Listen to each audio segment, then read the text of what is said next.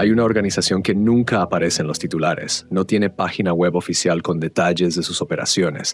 Sus agentes caminan entre nosotros sin uniforme, sin insignias, sin ninguna señal visible de lo que son. Operan en las calles, en los mercados, en las universidades, en las mezquitas y en las iglesias. Están en los teléfonos, en los correos electrónicos, en las conversaciones más privadas de personas que creen que nadie las escucha. No protegen a Israel desde el exterior, como lo hace el Mossad. Lo protegen desde adentro, desde las grietas invisibles de la sociedad, desde los callejones oscuros de los territorios ocupados, desde las redes subterráneas del extremismo que crece en el silencio. Se llama el Shin Bet, y durante más de 70 años ha sido el escudo más secreto, más poderoso y más controvertido que Israel jamás ha tenido. No es una historia de glamour ni de operaciones cinematográficas en capitales europeas. Es una historia más dura, más sucia, más incómoda. Es la historia de lo que ocurre cuando un Estado decide que su supervivencia depende de conocer los secretos más íntimos de sus propios ciudadanos y de sus enemigos más cercanos. Es la historia de interrogatorios que rozan la tortura, de infiltraciones que destruyen comunidades, de tecnologías de vigilancia que habrían hecho soñar a los más ambiciosos tiranos de la historia. Pero es también la historia de operaciones que salvaron miles de vidas, de agentes que penetraron en las células terroristas más peligrosas del mundo, de hombres y mujeres que eligieron vivir en la oscuridad absoluta para que otros pudieran vivir en la luz. Esta es la historia del Shin Bet. Y cuando termines de escucharla, nunca volverás a ver la seguridad de la misma manera. Para comprender el Shin Bet, necesitas comprender el tipo de guerra que Israel ha librado desde el primer día de su existencia. No es la guerra que aparece en los libros de historia convencionales, con ejércitos que se enfrentan en campos de batalla definidos, con uniformes y banderas y declaraciones formales de hostilidades. Es otra clase de guerra más antigua, más personal, más difícil de ganar porque no tiene un frente claro ni un enemigo que pueda ser derrotado en una batalla decisiva. Es la guerra de la amenaza interior, la guerra contra el terrorismo urbano, contra la subversión, contra las redes clandestinas que operan en el corazón mismo de la sociedad que intentan destruir. Es la guerra que no termina nunca, porque cuando eliminas una célula terrorista, otra se forma en algún lugar que todavía no conoces. Es la guerra que requiere información constante, actualizada, precisa, obtenida por cualquier medio necesario. Esta clase de guerra fue la que moldeó al Shin Bet desde su nacimiento. El nombre completo de la organización en hebreo es Sherut Habitachon Haklali, que significa Servicio General de Seguridad. En inglés, la organización es a veces referida por sus siglas GSS, aunque en Israel el nombre más común en la calle es simplemente Shabak, otro acrónimo hebreo de las mismas palabras, pero en orden diferente. Shin Bet y Shabak son lo mismo, y durante décadas incluso ese nombre fue oficialmente secreto. Piensa en eso un momento. No solo las operaciones eran secretas, no solo la identidad de sus agentes era secreta, el propio nombre de la organización era oficialmente inexistente. Cuando periodistas israelíes intentaban investigar sobre el servicio en las primeras décadas del Estado, se encontraban con un muro de silencio absoluto. Los gobiernos israelíes ni siquiera reconocían su existencia en términos oficiales. El Shin Bet fue creado en 1948, antes incluso de que el Estado de Israel fuera formalmente proclamado. Surgió de las estructuras de seguridad interior de la Haganah, la organización paramilitar judía que operaba en el mandato británico de Palestina. Su primer director fue Isser Harel, el mismo hombre que más tarde dirigiría el Mossad y supervisaría la captura de Adolf Eichmann. El hecho de que el mismo individuo haya dirigido ambas organizaciones en sus primeros años revela algo fundamental sobre la concepción original del aparato de seguridad israelí. Las fronteras entre seguridad interior y exterior eran en los primeros años mucho más borrosas de lo que serían después. Desde el principio, el mandato del Shin Bet fue diferente al del Mossad.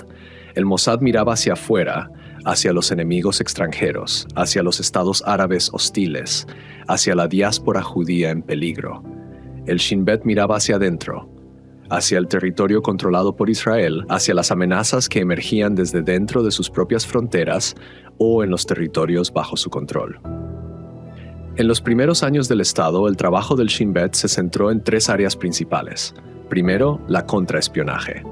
neutralizar a los agentes de los países árabes vecinos que intentaban infiltrarse en la sociedad israelí para recopilar información o sabotear instalaciones. Segundo, la vigilancia de grupos políticos extremos, tanto de derecha como de izquierda, que pudieran representar una amenaza para la estabilidad del joven Estado. Y tercero, y esta es la dimensión más delicada y más cargada de controversia histórica, la vigilancia de la minoría árabe que había permanecido en Israel después de la guerra de 1948. Esta tercera dimensión del trabajo del Shin Bet es la que más ha marcado su historia y la que más debate ha generado. Porque los árabes israelíes, los ciudadanos árabes del Estado de Israel que permanecieron dentro de sus fronteras después de la guerra, eran ciudadanos formales del Estado con derechos legales reconocidos. Y sin embargo, durante las primeras 2 décadas del Estado vivieron bajo un régimen de gobierno militar que limitaba su libertad de movimiento, su acceso a ciertas profesiones y su vida política. El Shin Bet era el instrumento principal de este sistema de control. Los archivos que han sido parcialmente desclasificados en décadas recientes revelan un sistema de vigilancia extraordinariamente intrusivo. Informantes en cada pueblo árabe.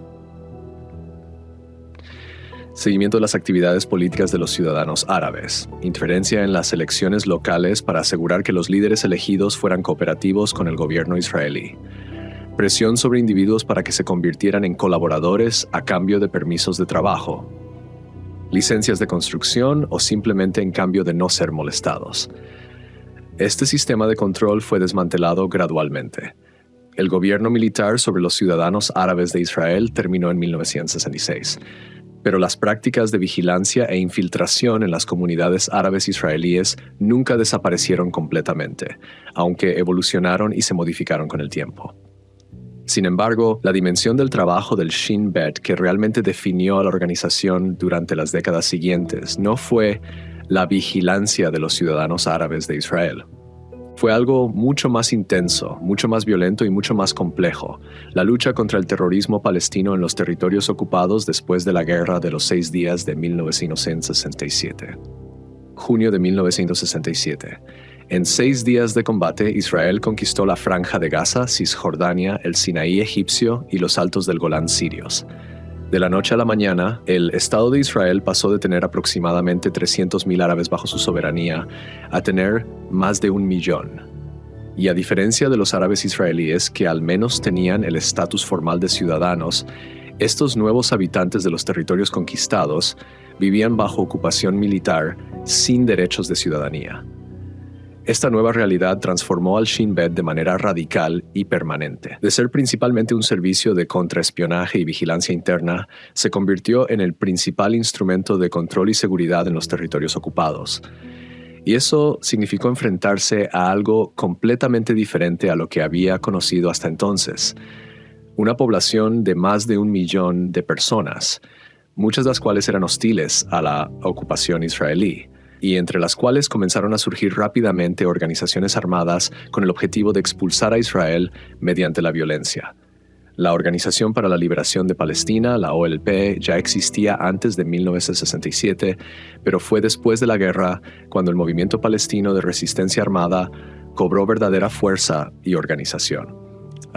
Grupos como Fatah, el Frente Popular para la Liberación de Palestina y docenas de organizaciones menores comenzaron a reclutar, entrenar y organizar operaciones de terror contra Israel, tanto en los territorios como en el interior del país y en el extranjero. El Shin Bet se convirtió en la primera línea de defensa contra estas organizaciones. Y la naturaleza de este trabajo, el trabajo de infiltrar organizaciones clandestinas, de reclutar informantes en comunidades hostiles, de interrogar a sospechosos para obtener información que pudiera prevenir el próximo ataque, moldeó a la organización de maneras que todavía definen su carácter y su controversia. El primer gran desafío del Shin Bet en los territorios fue la construcción de una red de inteligencia humana en una población que lo veía como el brazo del ocupante. No era una tarea fácil, requería paciencia, recursos y métodos que no siempre resistían el escrutinio ético. El reclutamiento de informantes en los territorios ocupados se convirtió en una operación de escala industrial. El Shin Bet desarrolló un sistema en el que prácticamente todo contacto de un palestino con la administración israelí, desde solicitar un permiso de trabajo hasta cruzar un puesto de control, podía convertirse en una oportunidad para identificar posibles colaboradores. Las personas con vulnerabilidades, deudas, problemas familiares, aspiraciones frustradas, eran objetivos prioritarios para el reclutamiento. Los métodos de reclutamiento variaban desde el incentivo económico hasta la coerción directa. Un hombre que necesitaba un permiso médico urgente para su hijo enfermo podía encontrarse de repente con un oficial del Shin Bet que le explicaba que el permiso podría acelerarse a cambio de cierta cooperación. Una mujer cuyo marido estaba en prisión podía recibir la visita de alguien que le insinuaba que la situación de su esposo podía mejorar si ella compartía información sobre las actividades de sus vecinos. Este sistema fue extraordinariamente efectivo desde el punto de vista operativo. El Shin Bet construyó una de las redes de inteligencia humana más densas que cualquier servicio de seguridad haya operado sobre una población civil. En su momento álgido, algunos investigadores estiman que el Shin Bet tenía informantes en prácticamente cada pueblo, cada barrio, cada mezquita y cada universidad de los territorios ocupados. Pero el costo humano y moral de este sistema fue igualmente extraordinario. Las comunidades palestinas vivían bajo la sospecha constante de que cualquier vecino podía ser un colaborador.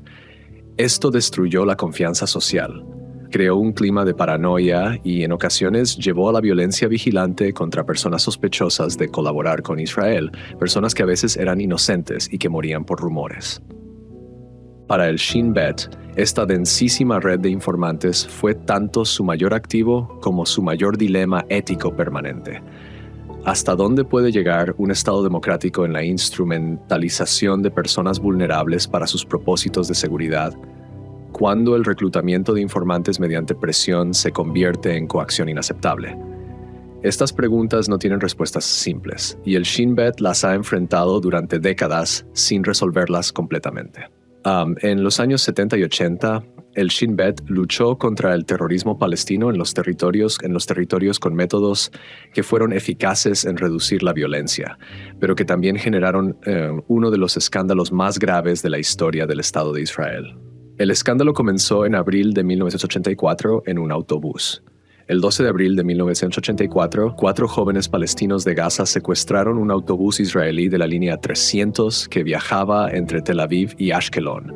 Tomaron como rehenes a los pasajeros y exigieron la liberación de prisioneros palestinos.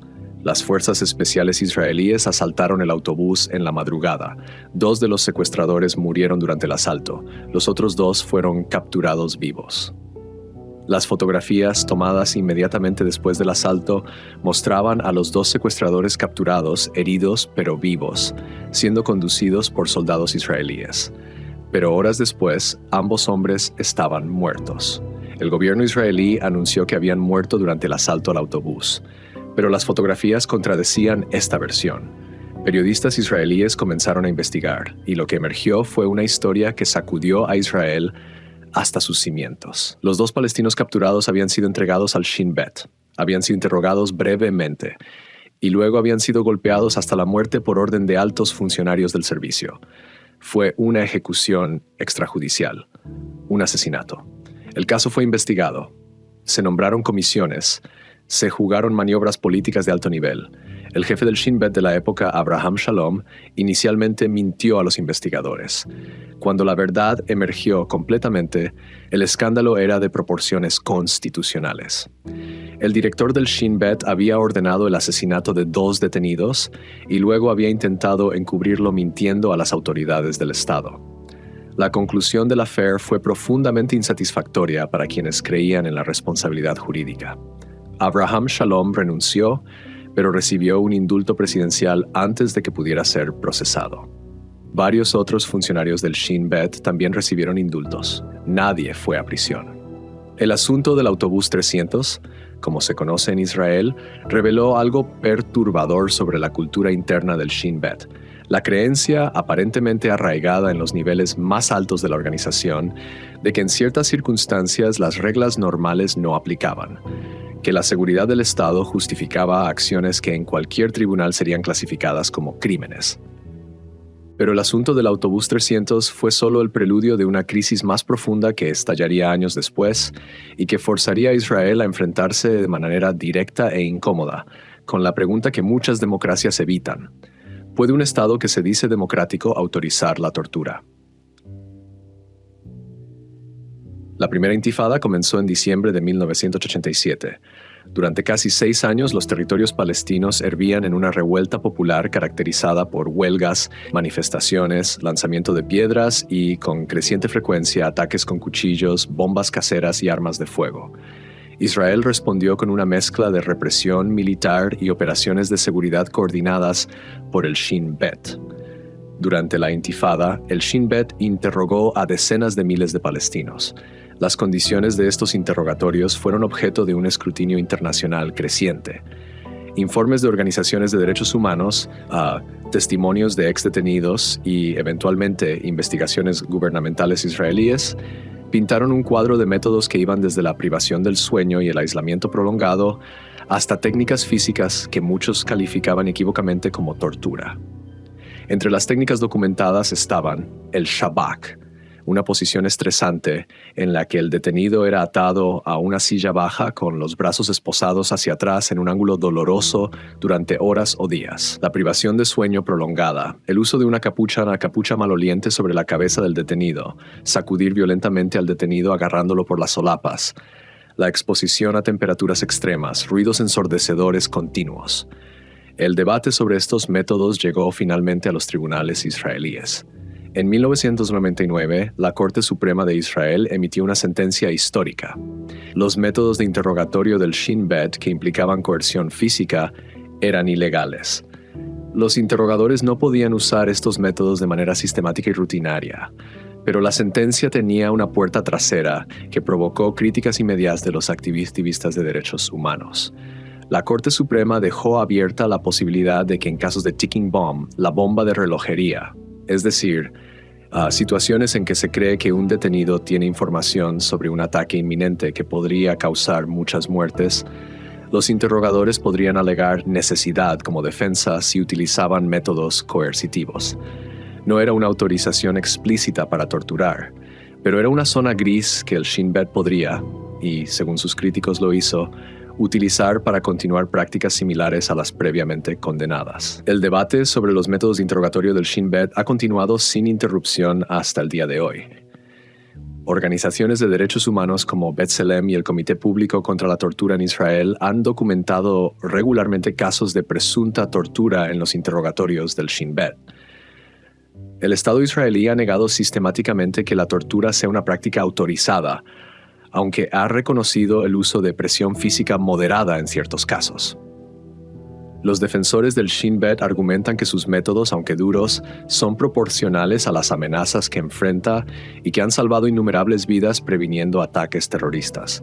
Sus críticos responden que la tortura, independientemente del nombre que se le dé, viola principios fundamentales del derecho internacional y de la dignidad humana que no pueden ser negociados. Esta tensión entre la eficacia operativa y los límites éticos, entre la seguridad y los derechos humanos, es el corazón permanente del debate sobre el Shin Bet, y en ningún periodo de su historia fue ese debate más intenso y más agonizante que durante la Segunda Intifada. Septiembre del año 2000.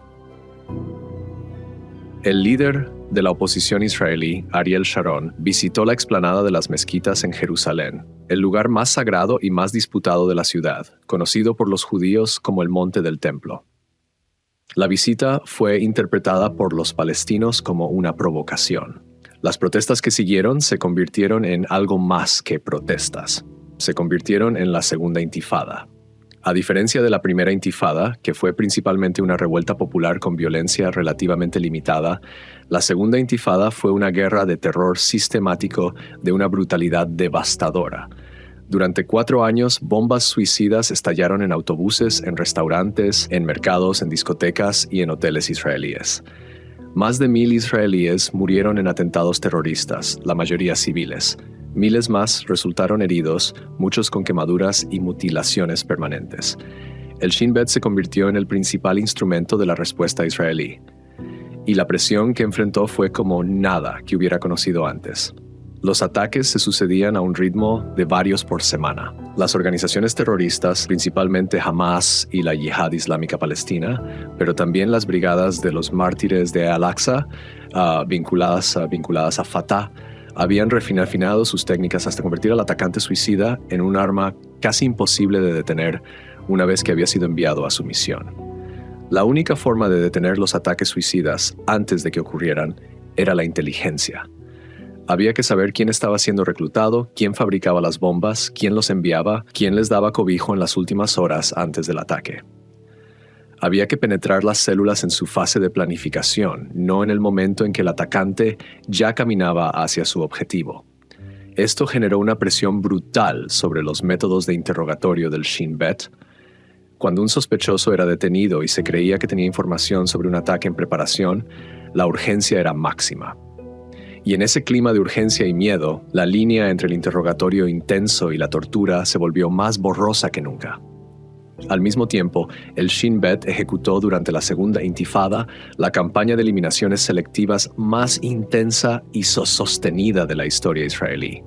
Líderes terroristas, fabricantes de bombas, reclutadores, comandantes de campo de Hamas y de otros grupos fueron eliminados uno por uno en una campaña que Israel denominó oficialmente frustración preventiva, y que sus críticos llamaban lisa y llanamente asesinatos extrajudiciales.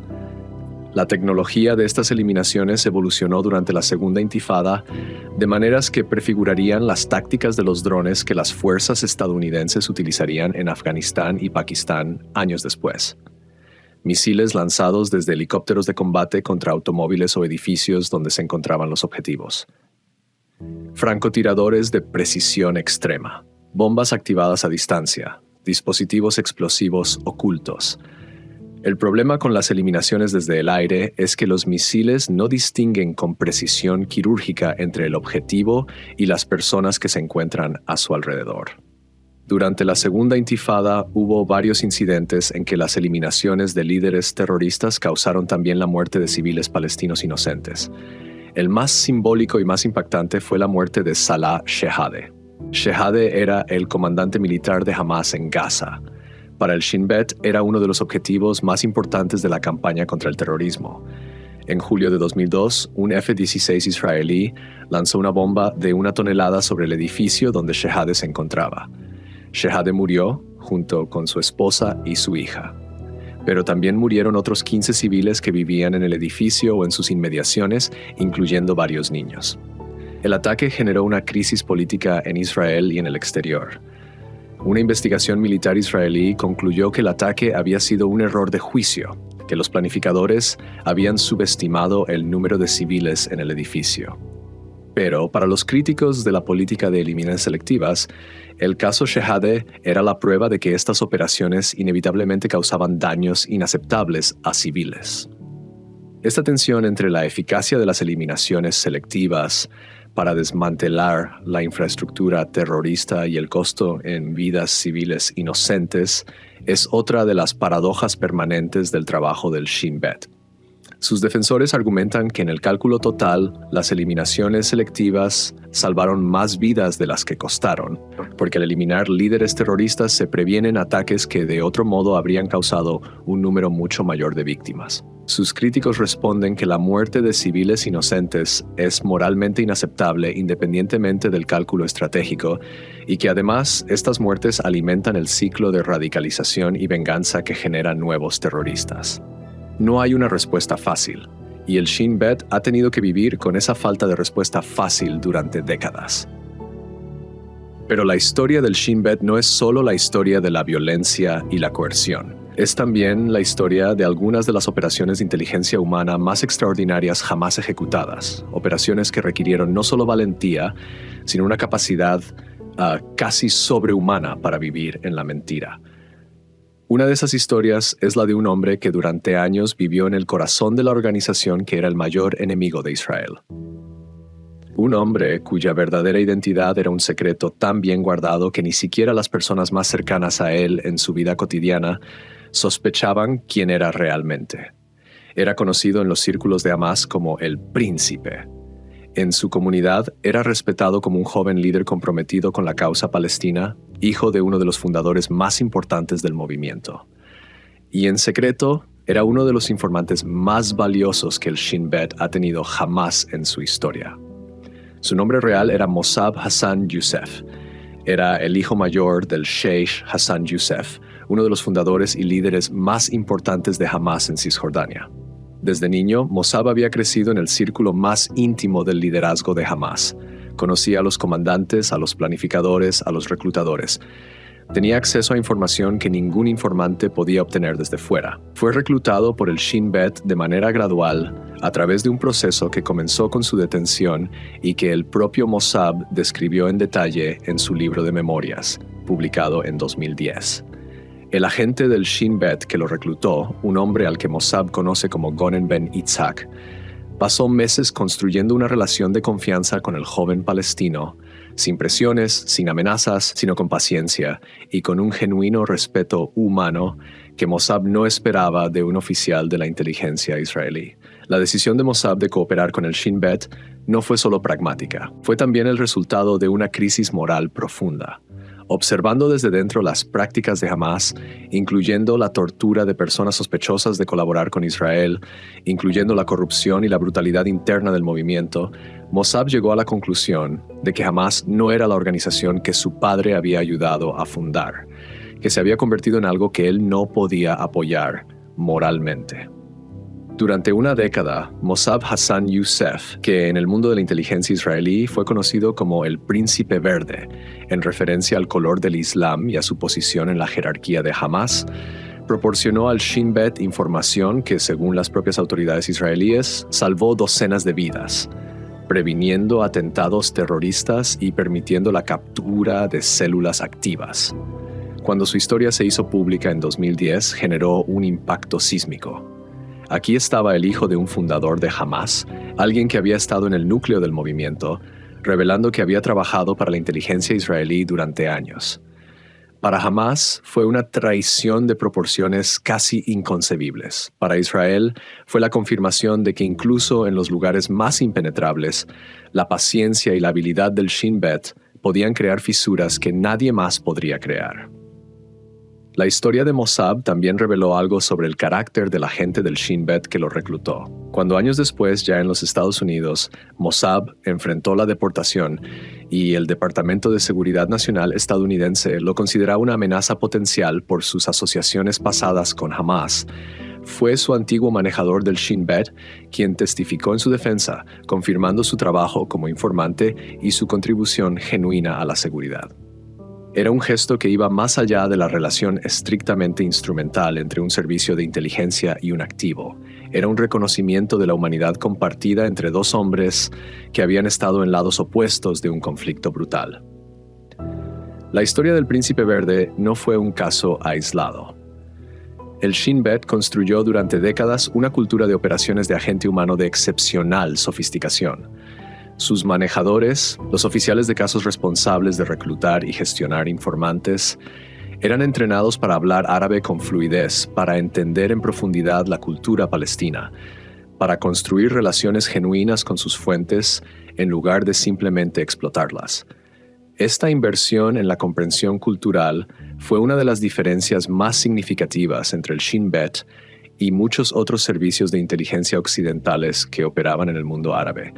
Mientras la CIA, por ejemplo, era críticamente deficiente en capacidades lingüísticas árabes, especialmente en el periodo previo al 11 de septiembre, el Shin Bet tenía agentes que podían sumergirse en la sociedad palestina con una naturalidad que hacía imposible distinguirlos de la población local.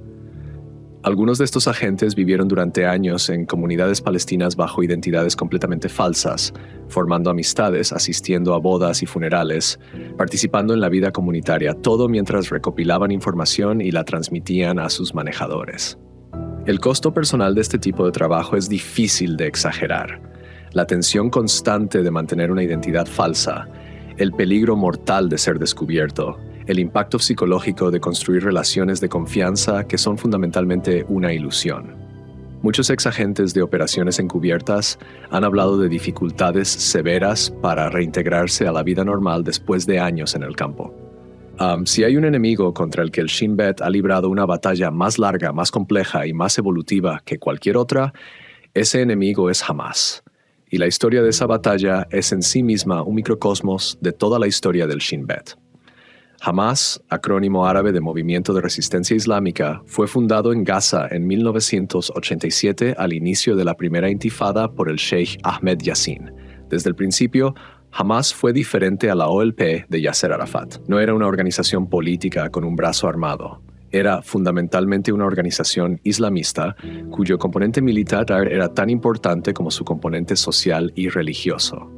Y a diferencia de la OLP, Hamás no reconocía el derecho de Israel a existir en ninguna forma. Su objetivo declarado era la destrucción del Estado de Israel y el establecimiento de un Estado islámico palestino en toda la tierra entre el Mediterráneo y el Jordán. El Shin Bet monitoreó el surgimiento de Hamás desde sus primeras manifestaciones. Y aquí hay una de las historias más espinosas y más debatidas de la historia de la organización. La acusación de que el propio Israel, en sus primeras etapas, toleró o incluso facilitó indirectamente el surgimiento de Hamás como contrapeso a la OLP. Esta acusación ha circulado durante décadas y ha generado un debate histórico intenso. La versión más extrema de la acusación, que Israel creó deliberadamente a Hamás, es probablemente falsa. Pero hay evidencia de que en los primeros años 80, oficiales militares israelíes en Gaza vieron con cierta benevolencia el crecimiento de las organizaciones islamistas como Hamás porque las percibían como un contrapeso a la OLP, que en ese momento era considerada el principal enemigo. Hamás, en aquella etapa, se concentraba principalmente en actividades sociales y religiosas, y no había lanzado todavía la campaña de terrorismo que la caracterizaría después. Si hubo una subestimación deliberada de la amenaza que Hamás representaría, fue uno de los errores estratégicos más costosos de la historia del aparato de seguridad israelí. Porque Hamás creció, evolucionó y se convirtió en la organización que lanzaría miles de cohetes contra Israel y ejecutaría la masacre del 7 de octubre de 2023. En las décadas que siguieron, el Shin Bet dedicó recursos enormes a penetrar a Hamás y lo logró con un éxito notable. En múltiples ocasiones, el Shin Bet interrumpió operaciones terroristas de Hamás gracias a información proporcionada por informantes dentro del movimiento. Fabricantes de bombas fueron localizados y capturados o eliminados. Células de ataque fueron desmanteladas antes de que pudieran actuar. Una de las historias más dramáticas de esta penetración ocurrió en los años 90, cuando el Shin Bet identificó a Yahya Ayash, el mítico ingeniero de Hamás, el fabricante de bombas más buscado de Israel. La historia de su eventual muerte con un teléfono celular convertido en bomba ya es conocida. Pero lo que no siempre se cuenta es la extraordinaria paciencia que requirió la operación. Años de seguimiento, de análisis de patrones, de construcción lenta de la imagen de sus movimientos y sus contactos, hasta que finalmente el momento correcto llegó.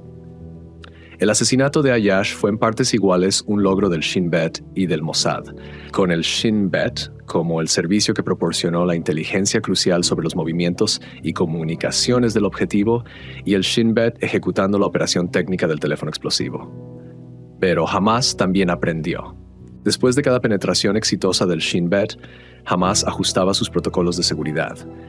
Desarrolló sistemas de comunicación compartimentados que hacían más difícil que la captura de un miembro llevara a la exposición de toda la célula.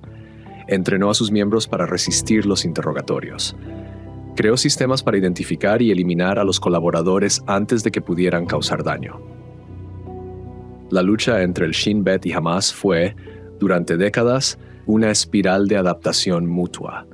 Cada vez que uno de los dos lados encontraba una ventaja táctica, el otro encontraba la manera de neutralizarla. Es el patrón clásico de la competencia evolutiva entre un servicio de seguridad y una organización clandestina. Y en esa espiral hubo momentos de triunfo extraordinario para el Shin Bet, ninguno más dramático que lo que ocurrió en la pequeña ciudad de Nablus en el año 2002.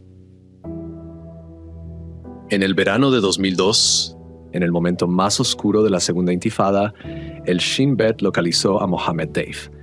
Deif era el comandante militar de las brigadas Izz ad-Din al-Qassam, el brazo armado de Hamás. Era el hombre más buscado de Israel en ese momento, responsable de planear o autorizar decenas de atentados que habían costado centenares de vidas. Y era extraordinariamente difícil de atrapar, porque había perfeccionado el arte de la evasión hasta convertirlo en una forma de vida. El Shin Bet obtuvo información sobre su ubicación. Se ordenó un ataque aéreo.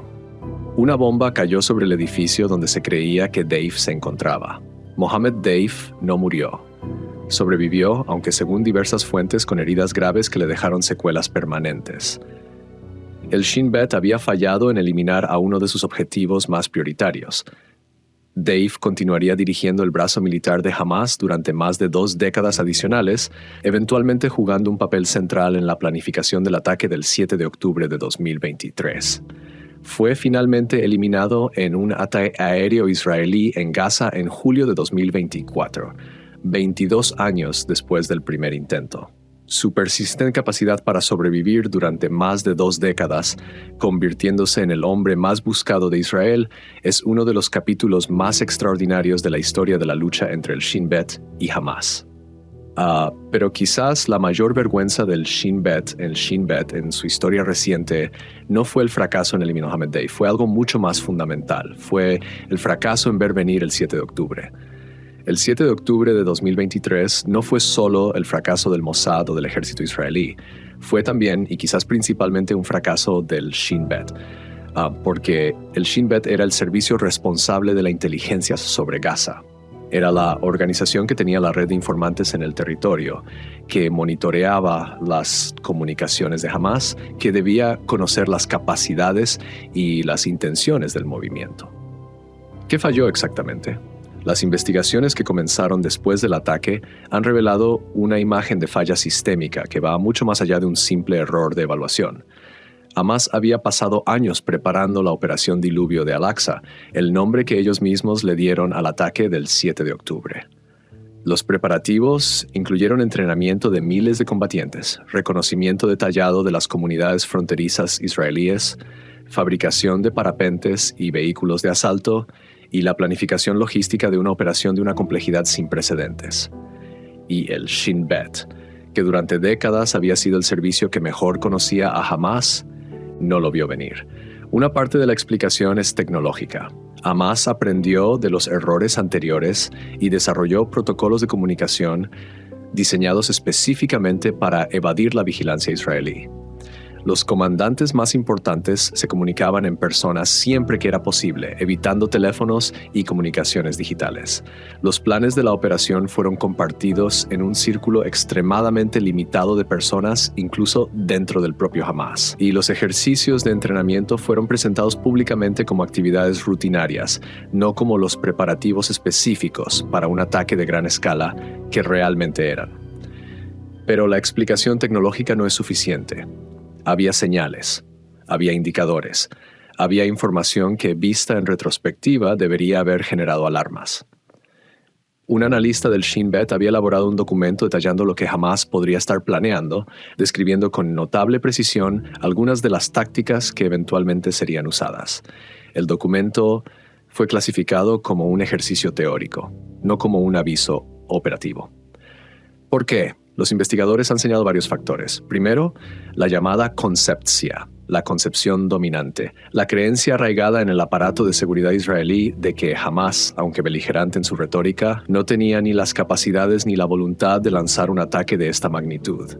Esta creencia se había vuelto tan profundamente institucionalizada que tendía a filtrar la interpretación de la inteligencia disponible, descartando o minimizando la información que la contradecía. Segundo, había un problema de prioridades. En los años previos al 7 de octubre, la atención del Shin Bet estaba dividida entre Gaza y Cisjordania, donde el terrorismo también había estado aumentando. Los recursos no eran infinitos. Las decisiones sobre dónde invertir la capacidad analítica tenían consecuencias. Tercero, y este es el factor más inquietante, había evidencia de que las redes de informantes del Shin Bet en Gaza habían sido penetradas o neutralizadas por Hamas en los años anteriores al ataque. Algunos colaboradores conocidos habían sido identificados y eliminados por Hamas. Otros habían dejado de reportar información útil porque el propio Hamas había aprendido a compartimentar sus operaciones de una manera que hacía extremadamente difícil que los informantes de nivel bajo o medio supieran lo que realmente estaba siendo planeado. El 7 de octubre representó, en este sentido, el fracaso de un modelo de inteligencia que había funcionado durante décadas, pero que había sido superado por la adaptación de su adversario. Hamas había aprendido del Shin Bet, y en aprender de su enemigo había encontrado la manera de cegarlo en el momento más crítico. Las consecuencias para el Shin Bet fueron profundas. El director del servicio, Ronen Bar, asumió públicamente la responsabilidad por el fracaso de inteligencia. A diferencia de muchos funcionarios que buscan defensas o excusas ante los fracasos institucionales, Bar admitió directamente que el Shin Bet no había cumplido con su misión fundamental. Era una declaración de responsabilidad extraordinariamente rara en el mundo de la inteligencia, donde la transparencia es casi siempre incompatible con la naturaleza secreta del trabajo. El Shin Bet anunció que se sometería a una revisión exhaustiva de sus métodos, sus prioridades y su cultura organizacional. Comisiones de investigación fueron establecidas, y el debate sobre qué había fallado y cómo asegurar que no volviera a ocurrir comenzó con la urgencia que solo puede generar una catástrofe nacional. Pero incluso mientras el Shin Bet lidiaba con el peso aplastante de su fracaso más grande, la organización continuaba operando, porque las amenazas no esperan las investigaciones. En los meses que siguieron al 7 de octubre, el Shin Bet intensificó sus operaciones en Cisjordania, donde la situación de seguridad había deteriorado significativamente en los años anteriores. Operaciones de detención en Jenin, Tulkarem, Nablus y otras ciudades desmantelaron células terroristas activas. La cooperación entre el Shin Bet y las fuerzas de defensa israelíes alcanzó niveles de integración sin precedentes. Al mismo tiempo, el Shin Bet trabajó en la identificación y localización de los rehenes capturados el 7 de octubre. Esta tarea era de una complejidad extrema. Los rehenes estaban distribuidos en múltiples ubicaciones en Gaza, custodiados por diferentes grupos dentro de Hamas y la Yihad Islámica Palestina. Sus ubicaciones cambiaban regularmente. La información sobre ellos era fragmentaria y a menudo contradictoria. Las operaciones de rescate que Israel intentó durante la guerra en Gaza, algunas exitosas y otras que terminaron en tragedia cuando los rehenes fueron asesinados antes de que los soldados pudieran llegar, dependían de la inteligencia del Shin Bet. Cada operación de rescate era una carrera contra el tiempo basada en información que podía quedar desactualizada en horas. Esta dimensión del trabajo del Shin Bet en el periodo posterior al 7 de octubre, la búsqueda de personas desaparecidas en un territorio en guerra, es quizás la más humanamente comprensible de todas sus funciones. No hay cálculo político en la búsqueda de una abuela secuestrada o de un bebé separado de sus padres. Hay simplemente la urgencia de la vida humana. Más allá de la lucha contra el terrorismo palestino, el Shin Bet tiene otras dimensiones que el público raramente conoce. Una de las más importantes es su función de contrainteligencia dentro de Israel, la protección del Estado israelí contra el espionaje extranjero. Israel, a pesar de ser un país pequeño, es un objetivo de primer nivel para los servicios de inteligencia de docenas de países. Los países árabes, obviamente, pero también Irán, que tiene una larga historia de operaciones de inteligencia dirigidas contra objetivos israelíes y judíos en todo el mundo.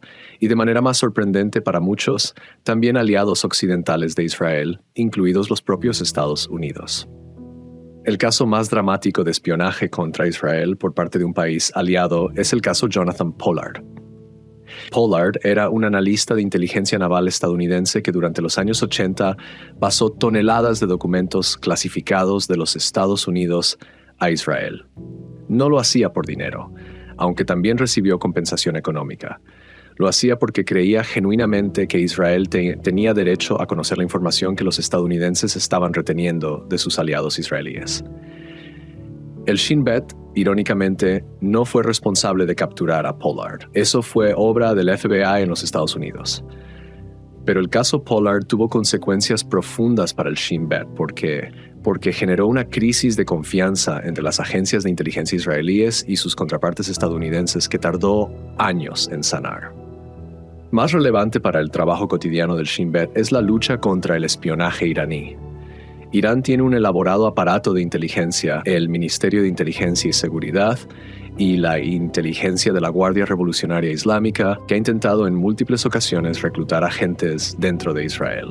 El Shin Bet ha descubierto y neutralizado varias de estas redes a lo largo de los años, aunque los casos específicos raramente se hacen públicos en detalle. Un área particularmente sensible del trabajo de contrainteligencia del Shin Bet es la protección de la industria de defensa israelí. Israel es uno de los mayores exportadores de armamento per cápita del mundo. Sus tecnologías militares, desde drones hasta sistemas de inteligencia artificial, desde misiles de precisión hasta equipos de ciberseguridad, son codiciadas por numerosos actores estatales y no estatales.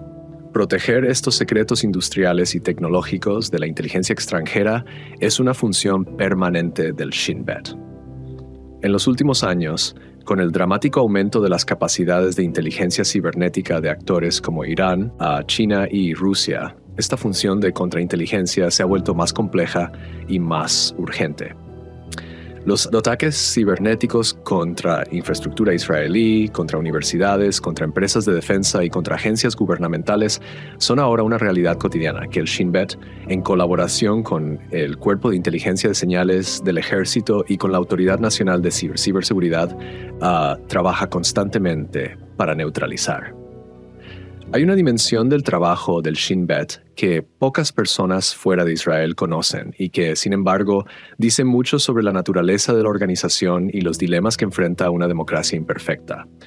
El Shin Bet también tiene responsabilidad sobre la vigilancia de grupos extremistas judíos dentro de Israel, desde grupos nacionalistas religiosos que predican la violencia contra palestinos y árabes, hasta organizaciones que han conspirado para cometer actos de terrorismo. El Shin Bet ha tenido que enfrentar la amenaza del extremismo desde dentro de la propia sociedad judía israelí.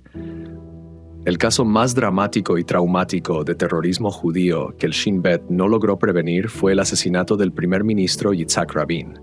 El 4 de noviembre de 1995, después de un mitin de paz masivo en Tel Aviv, un joven israelí llamado Yigal Amir se acercó al primer ministro mientras bajaba del escenario y le disparó 2 veces a quemarropa. Rabin murió pocas horas después en el hospital. Fue el primer asesinato de un primer ministro israelí en la historia del Estado.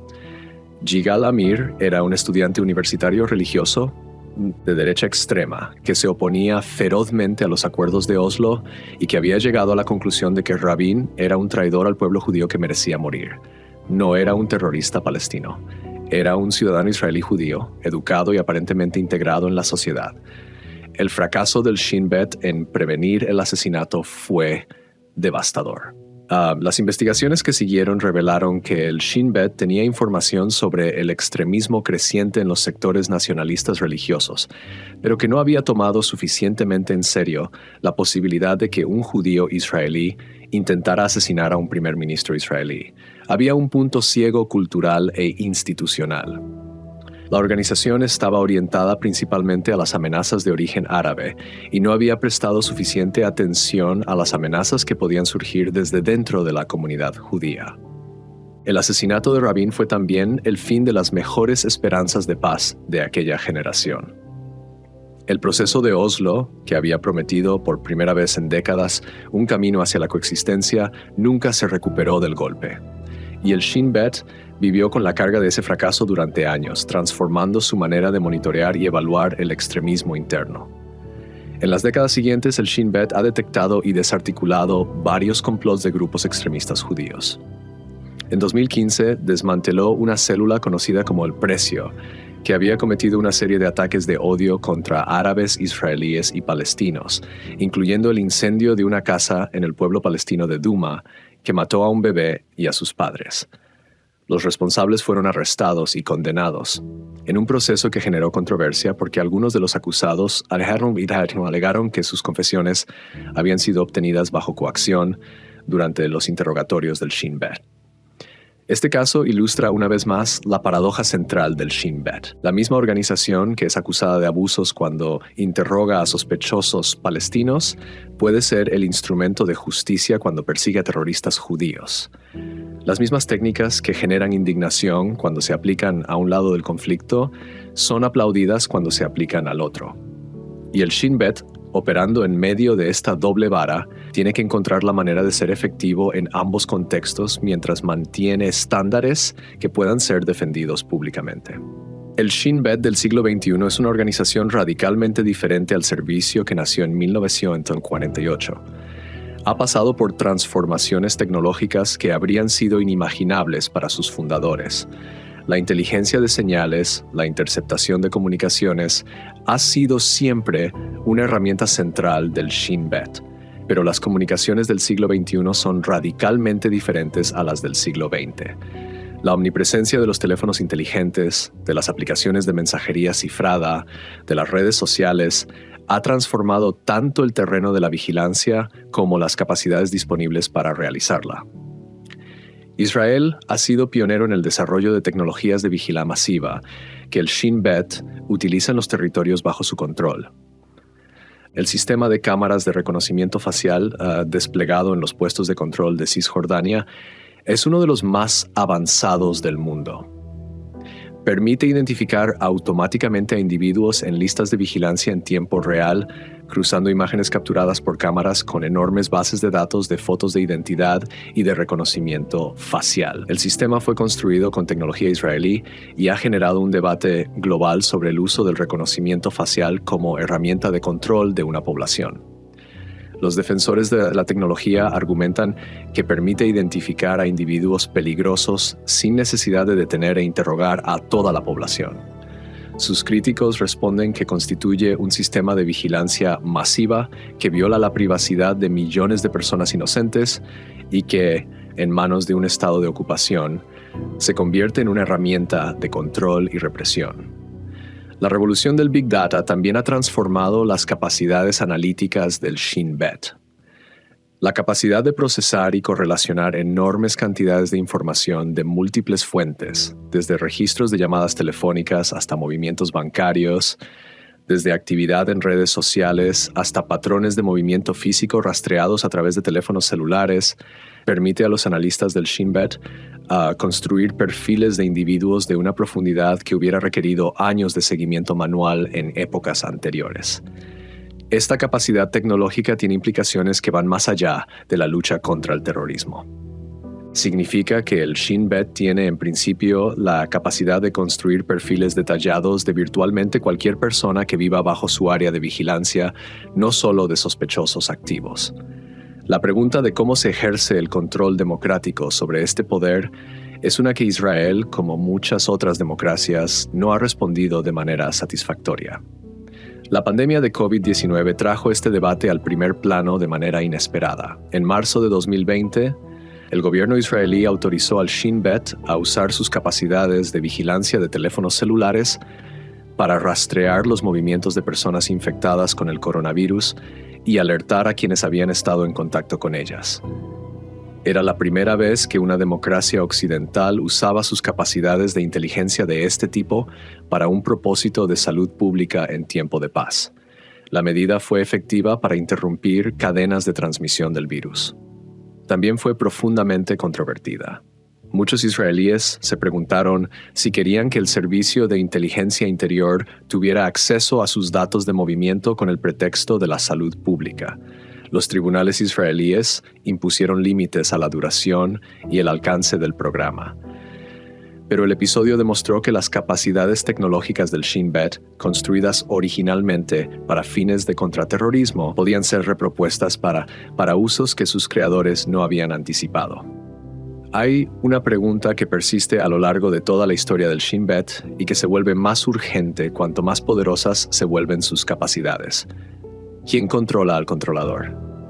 En Israel, el Shin Bet reporta formalmente al primer ministro. Su presupuesto es aprobado por un subcomité de la Knesset que opera en sesiones secretas. Hay un inspector general gubernamental que tiene cierta supervisión sobre sus actividades. Y la Corte Suprema de Israel ha demostrado en varias ocasiones, como en la sentencia de 1999 sobre los métodos de interrogatorio, su disposición a poner límites al servicio. Pero la supervisión real sobre una organización que opera fundamentalmente en secreto es inevitablemente limitada. Los parlamentarios miembros del subcomité de control del Shin Bet tienen acceso a información que otros no tienen, pero esa información es proporcionada por la propia organización. Los jueces solo pueden revisar las prácticas del Shin Bet cuando hay casos que llegan a los tribunales. Y muchas de las decisiones más importantes, las eliminaciones selectivas, los interrogatorios más intensos, las operaciones encubiertas de mayor riesgo, se toman en un círculo tan pequeño y tan secreto que la supervisión efectiva es casi imposible. Esto no es único de Israel. Todas las democracias que tienen servicios de inteligencia robustos enfrentan esta tensión. El MI5 en Gran Bretaña, el BFI-BOE en Alemania, el DGSI en Francia, todos operan con niveles de opacidad que serían inaceptables para cualquier otro departamento gubernamental. El argumento es siempre el mismo. La naturaleza de la amenaza que enfrentan requiere secrecía, y la secrecía es incompatible con la supervisión democrática plena. Pero el Shin Bet lleva esta tensión a un extremo que pocas democracias occidentales conocen, porque opera en el contexto de una ocupación militar que dura ya más de medio siglo. El poder del Shin Bet sobre la vida cotidiana de millones de palestinos en los territorios ocupados, su capacidad de detener, interrogar, limitar la libertad de movimiento y recomendar la detención administrativa de personas sin juicio, va mucho más allá de lo que cualquier servicio de inteligencia occidental ejerce sobre su propia población. Esta dimensión del poder del Shin Bet es la que genera la crítica internacional más consistente y más fundamentada. Porque a diferencia de las operaciones contra terroristas activos, que aunque controvertidas en sus métodos, tienen una justificación de seguridad reconocible, el sistema de control que el Shin Bet ayuda a mantener sobre la población civil palestina en los territorios afecta a personas que no han hecho nada más que vivir en una tierra que está bajo ocupación. Los exdirectores del Shin Bet que han hablado públicamente después de su retiro, un grupo inusualmente vocal en comparación con los líderes de otras agencias de inteligencia, han sido sorprendentemente francos sobre sus propias dudas.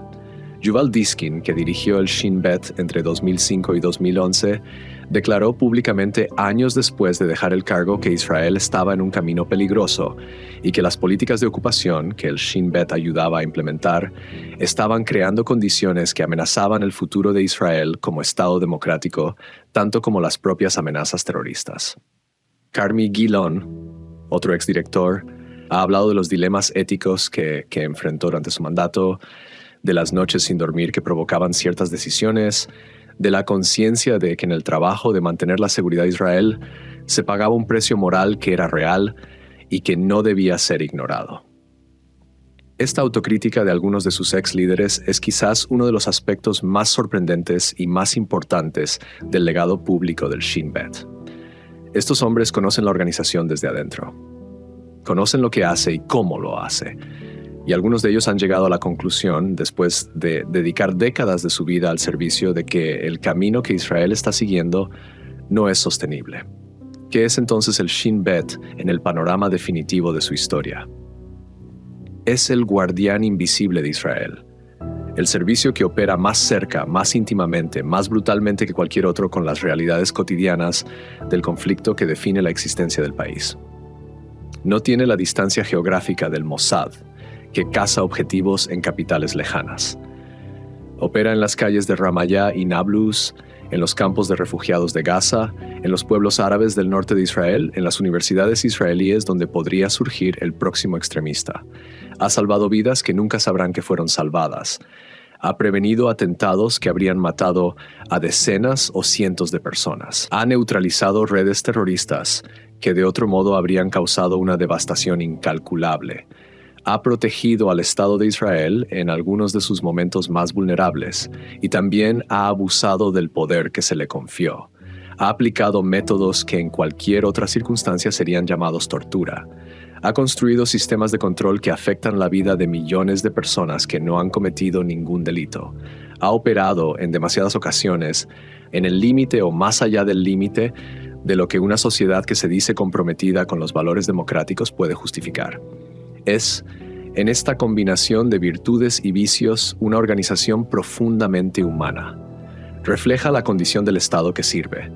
Un Estado que nació en circunstancias extraordinarias, que ha vivido bajo amenaza existencial desde su primer día, que ha construido una democracia vibrante e imperfecta, que lucha constantemente con la tensión entre los valores que proclama y las medidas que siente que necesita para sobrevivir. Los directores que han pasado por el Shin Bet llevan en sus rostros la marca de ese peso. Es visible en las entrevistas que han dado después de su retiro, en los libros que algunos han escrito, en los debates públicos que han participado.